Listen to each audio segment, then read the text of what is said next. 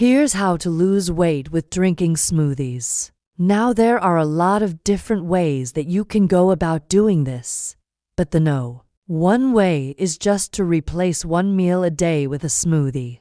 And what you want to do is use a banana as your base, frozen banana, and then add in some spinach or kale, maybe even some berries. You can do that for breakfast, and that will keep you full for a long time. You shouldn't be able to taste each individual ingredient. The best way is to replace one meal a day with a smoothie and make sure you're exercising. If you have any questions on exactly what to put in the smoothie, I put that video up right here. Check it out. Another con is that some people say they feel bloated when they drink smoothies. If you feel bloated, just cut back on the amount of fiber that you're having. Maybe you're having too much spinach or kale, or maybe you're adding in too many berries. Just cut back and you won't feel bloated. Also, some people say that they feel that smoothies are too thick and it's hard to drink them. Well, just add more liquid.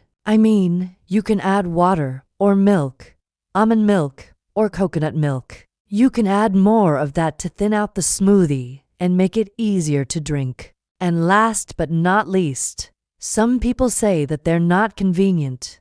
They don't have a blender. Well, you don't even need a blender. You can just use a fork and mix it all together in a bowl. You don't need a blender. And of course, if you exercise, that will burn more calories and you'll be able to drop weight very quickly. But you have to make sure that you're still eating healthy. So what are the pros and cons? Let's first talk about the pros. The pros are you can lose weight. You can feel full. You can curb your appetite. You can also save money.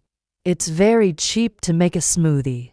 Much cheaper than going out to dinner or even buying groceries. And you can also improve your nutrition. Smoothies can actually help you get more nutrients because sometimes people don't eat enough fruits and vegetables.